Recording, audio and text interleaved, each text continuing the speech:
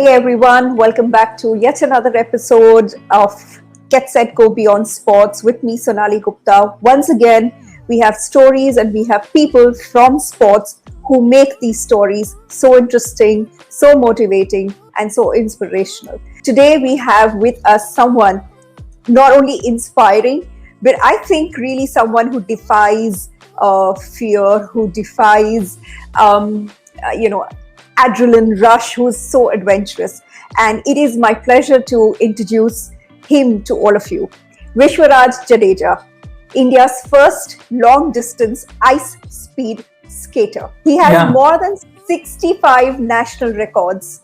Some of his notable records would be for the fastest Indian for the 3, 5 and 10K long ice distance speed skating.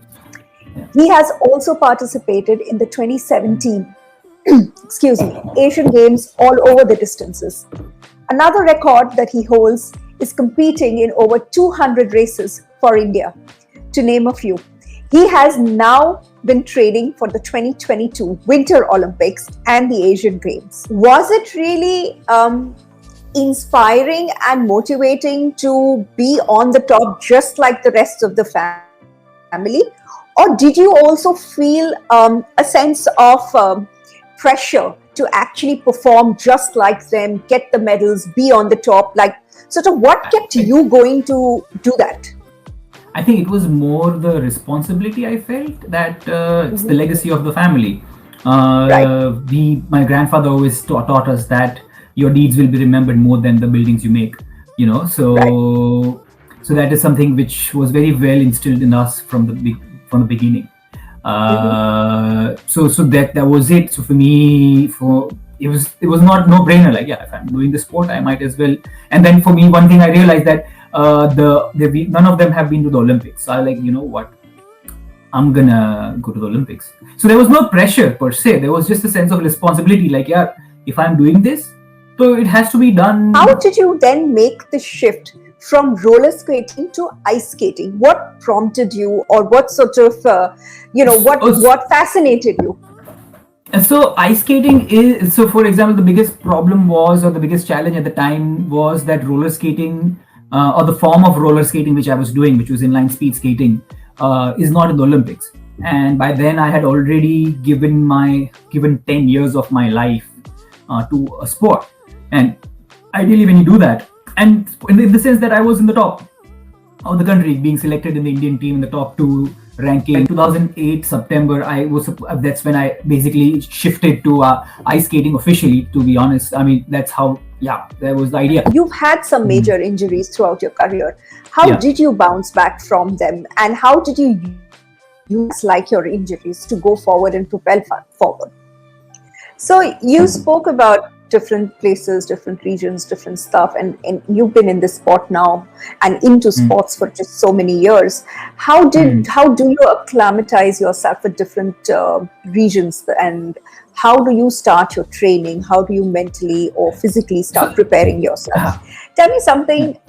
In your initial days, apart from the trouble with regards to probably training and equipment and, like you said, conditions, what about funding? What about sponsorship? What about recognition or representation? The government support? How has all of these things played out for you? I think one thing I realize is when athletes are asked questions about how do you manage funding, what about the government support? Nobody goes and asks the government this. Like, why aren't they supporting the athletes? So I would say 10 journalists should go and ask them about this, and they always get a generic answer. So I think with the government, I don't have any qualms. I mean, if they are able to provide us with better roads, better hospitals, healthcare, women's security, and education for everyone, I will not mind if they're not. If those things are solved, then I will okay, fine, this is my turn now. But they're still not able to do that much properly. Then how can I expect as funding from them? And I want to talk about this whole adventure aspect of skating on thin ice. I mean, it is definitely not fun and games. It is extremely difficult. It is also threatening, life-threatening. How did you do this? And what way did you do this? And what's the thrill? So, in your blogs, in your social media handles, you've said that now you're preparing for the 2022 Winter Olympics. The current world situation in terms of our quarantine, the lockdown, the COVID, how has that affected your training, or how has it affected you in the sport, and how are you now using this opportunity or this time to actually train further? After so much of thought and thought-provoking conversation, I'm going to ask you to give us a few facts of ice skating, which we don't know. Yeah. Okay. Few facts. All right, I can start. I'm not the only and the first long track ice skater, that's for sure.